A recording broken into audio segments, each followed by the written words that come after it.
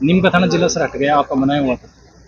हट गया, संभाग हट गया, जिले हट गए हैं, अब तहसील हटने जा रही है, एडीओ ऑफिस हटने जा रहे हैं। हटने का काम ये करते हैं, बनाने का काम नहीं कर रहे ना, ये शिकायत हमारी। झालावाड़ स्कूल में सर इसको की घटना को लेकर तो आप देख ही रहे हो, आज फिर एक बच्चा मर गया वहाँ पे जैसलमेर के अंदर, वहाँ भी ऐसी स्थिति बन गई बिल्डिंग की। मैंने अभी ट्वीट किया भी है। दोस्त कांग्रेस में सरकार को चाहिए कि वो तो देते नहीं दोस्त, तो इनका तो जब से आए सत्ता में ही लोग, ये पूरा टाइम का बीत जाएगा, दोस्त देते देते। हम चाहते हैं कि दोस्त देते रहो, कोई दिक्कत, साथ में काम भी करते रहो। दोस्त दो, देते रहो, कोई दिक्कत नहीं। साथ में अपने काम करो, स्कीम बंद मत करो, चाहे वो दवाइयों की हो, चाहे ऑपरेशन की हो, स्वास्थ्य सेवाओं की हो, स्कूलें हो या अस्पताल, ऐसे जो भी है, काम बहुत किए हम लोगों ने। तो पूरा प्रदेश मानते हैं बात को, प्रदेशवासी मानते हैं। जो हमसे मिलने आते हैं वो क्या रोजगार बोलते हम जानते हैं।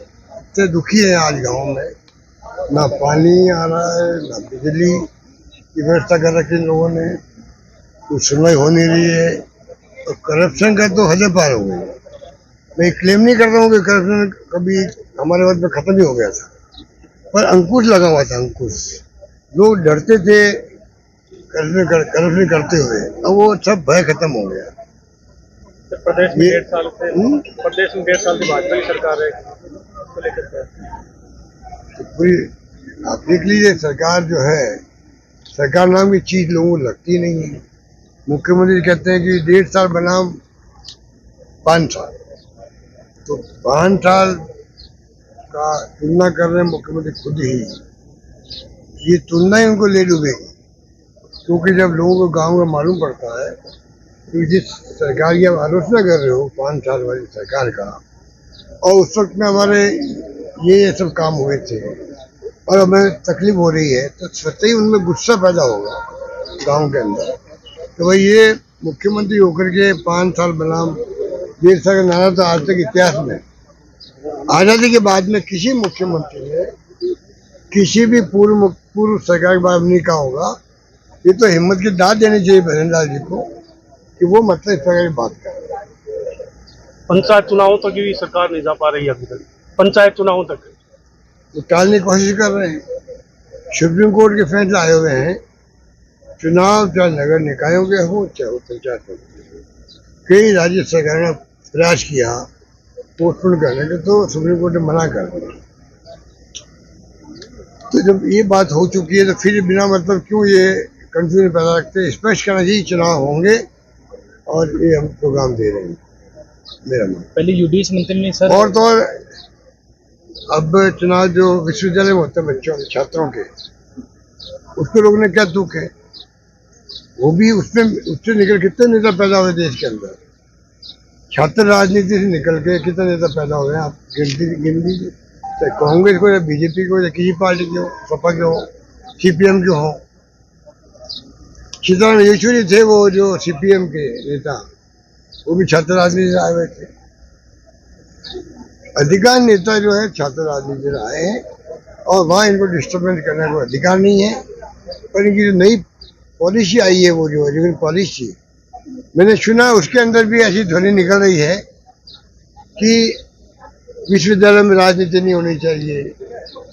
अरे राजनीति आप लोग कर रहे हो, सारे वाइस चांसलर, सारे टीचर, पूरी स्कूटनी होती है। बैकग्राउंड आरएसएस का है कि नहीं?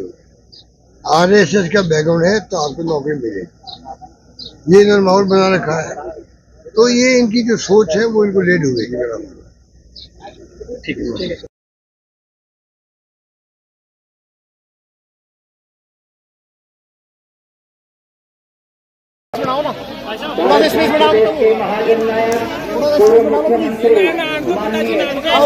अशोक जी गहलोत साहब हमारे बीच में पहुंच चुके हैं। अशोक जी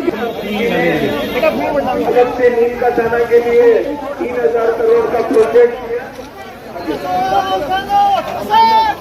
मुख्यमंत्री जी पधार गए हैं। बस आने वाले नहीं, एक परंपरा है और वही परंपरा है माननीय अशोक गहलोत जी। अभिनंदन के लिए मैं आमंत्रित करना चाहता हूं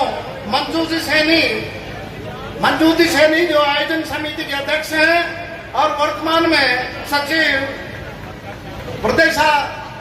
इतना भावनात्मक आप अशोक गहलोत जी के प्रति अभी टस से मस नहीं हो रहा है ये जनसमूह।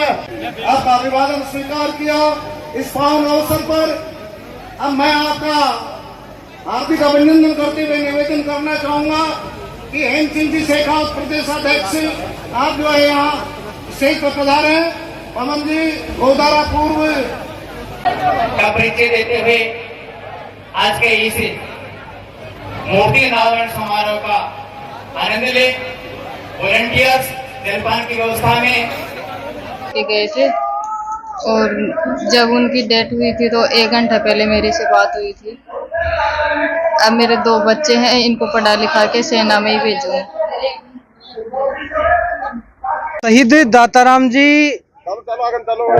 अपनी देश भूमि के लिए, अपने वतन के लिए, अपने देश के लिए, भारत माँ के लिए शहीद हुए हैं और उनको आज करीब 1.25 साल हो गया शहीद हुए और आज उनकी प्रतिमा का अनावरण है। मुख्य अतिथि के रूप में हमारे बीच में पूर्व मुख्यमंत्री जो अशोक गहलोत जी हैं वो आ रहे हैं और वो कुछ ही मतलब करीब 1 घंटे के अंदर यहाँ पहुंच जाएंगे।